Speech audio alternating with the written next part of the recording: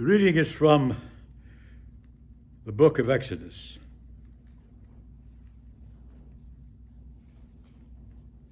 And there went a man of the house of Levi, and took to wife a daughter of Levi.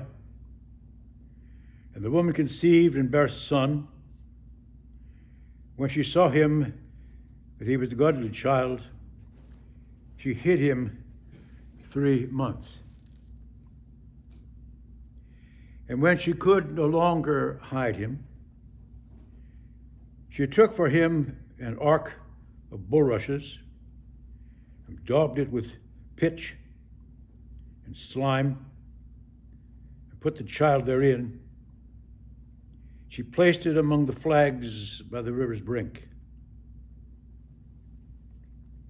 And his sister stood afar off to it, that she might know what was done for him.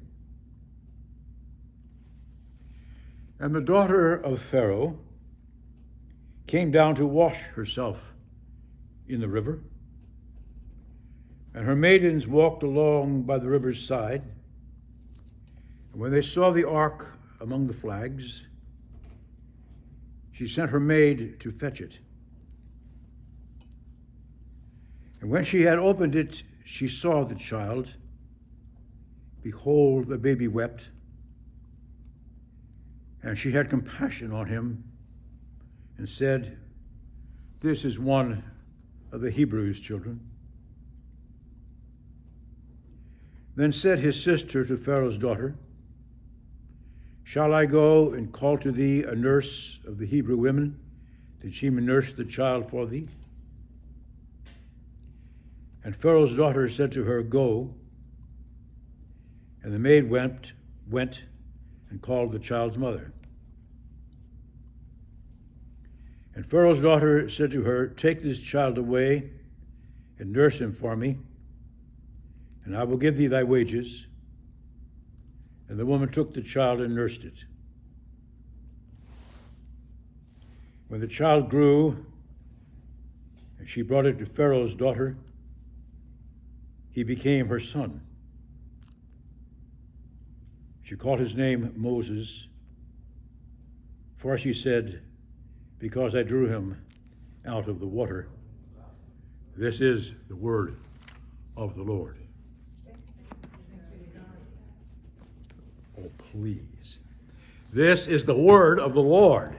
Thanks be to God. Sheesh.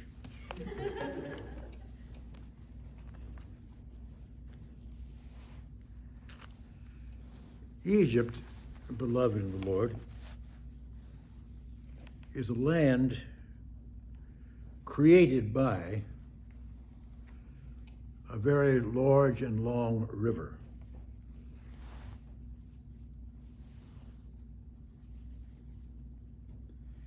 That river, the Nile, takes its rise from Lake Victoria, far to the south, more than 4,100 miles from the sea. When I was a boy, I was instructed, probably 3rd or 4th grade, that the Amazon is the longest of the rivers. It's not. The Nile is a couple of 100 miles longer than the Amazon. Since the beginning of the world, the Nile River has carried away many millions of tons of topsoil from the jungles of Africa on its way to Egypt. For many millennia, it has deposited that rich soil over the vast tracts of the Egyptian farmland on its way to the marshes of the Mediterranean basin.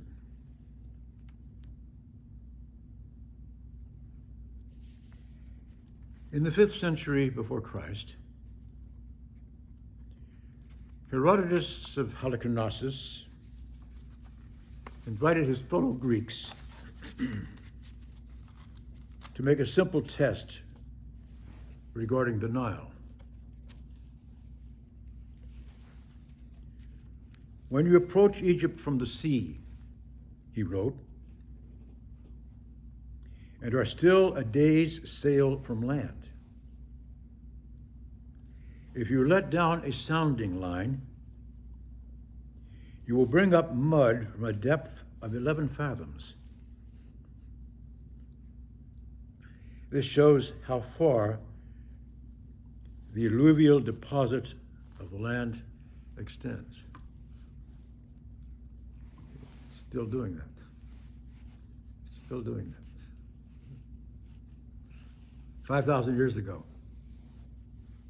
there was already a very rich culture based on that phenomenon. In both literal and figurative senses, the Nile River put Egypt on the map. It is a land created by a river. The Nile Delta, one of the richest deposits of farmland on the face of the earth, spreads across 150 miles of the Mediterranean coastline, extends 100 miles up the river. For at least 5,000 years, this river has been the source of the country's prosperity. The Nile provided the wealth to build Egypt's palaces, its temples, and its pyramids.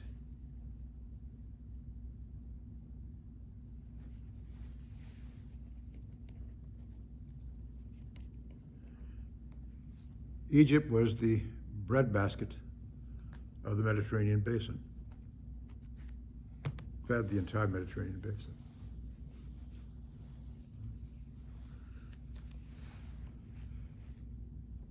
Particularly, it fed the city of Rome. It was much cheaper bringing grain from Egypt to the port of Ostia than it was trying to bring grain overland from elsewhere in Italy.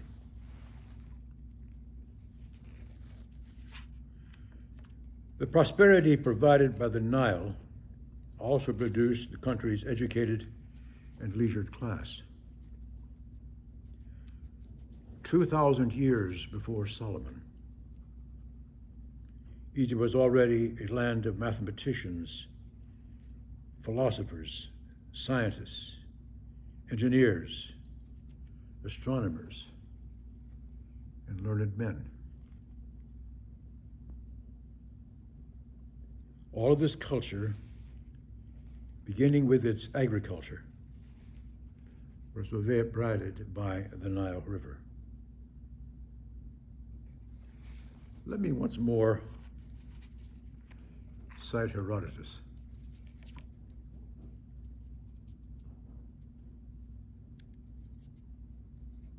For even if he has not heard it in advance,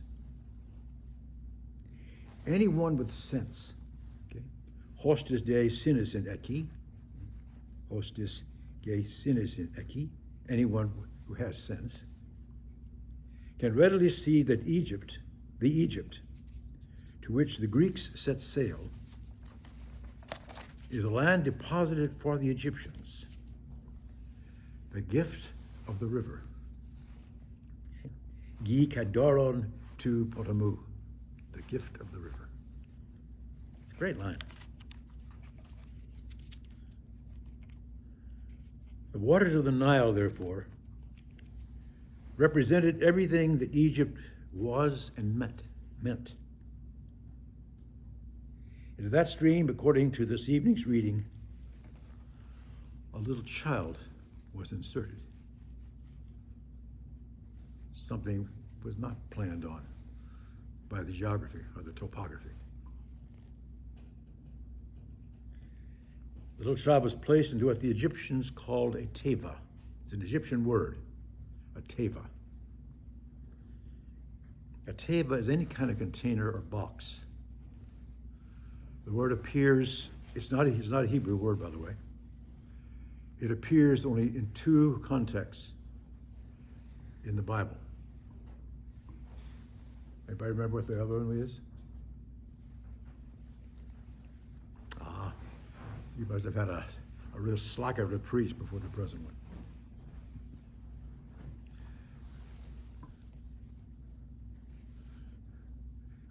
What other box resistant to water was daubed with pitch to make it watertight?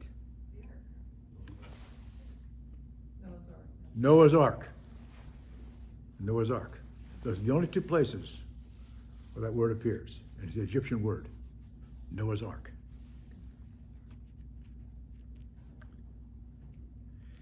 Inviting a comparison between the story of the flood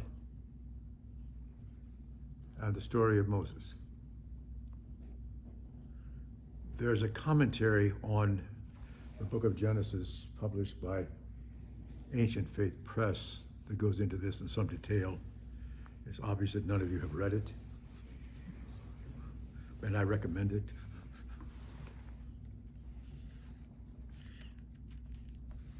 Now, Moses' own name is explained with reference to the river itself. So she called his name Moses, saying, "Because I drew him out of the water." It reads much better in Hebrew. Okay. Vatikra Shemo Moshe. Vatikra Shemo Moshe. She called his name Moses. Vatomar ki min hamayim mishiteka. Because I drew him out of the water. Now, this insertion of the Hebrew child into Egypt's royal family is symbolic of salvation itself. See, this is how God does things. He inserts himself, intrudes himself into human history. Quiet, secret ways to transform that history.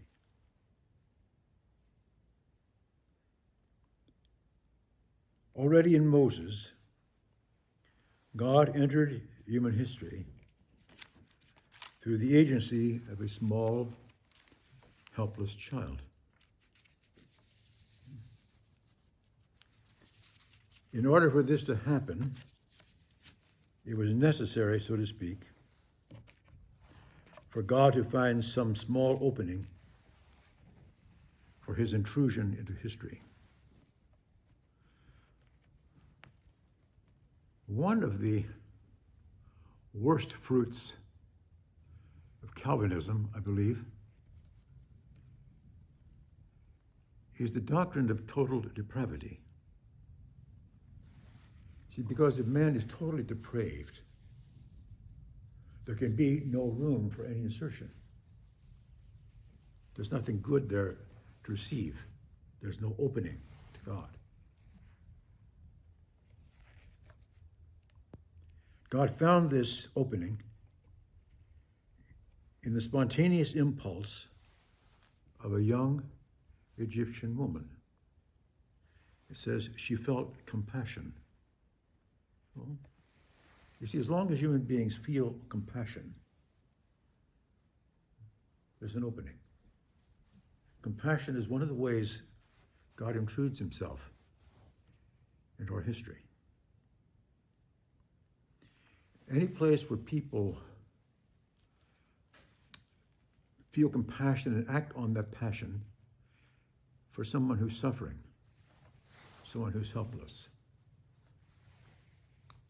Any sort of indignation on the part of a human being toward injustice. These are all openings. Any pursuit of truth or beauty or goodness, these are all openings where God can intrude himself into our history. The daughter of Pharaoh knew this was a Hebrew infant, but it was her Hebrew infant. she found the child. The entire history of the Exodus was made possible by this young woman's spontaneous reaction to a helpless newborn infant. Fortunately, the daughter of Pharaoh did not have the heart of Pharaoh.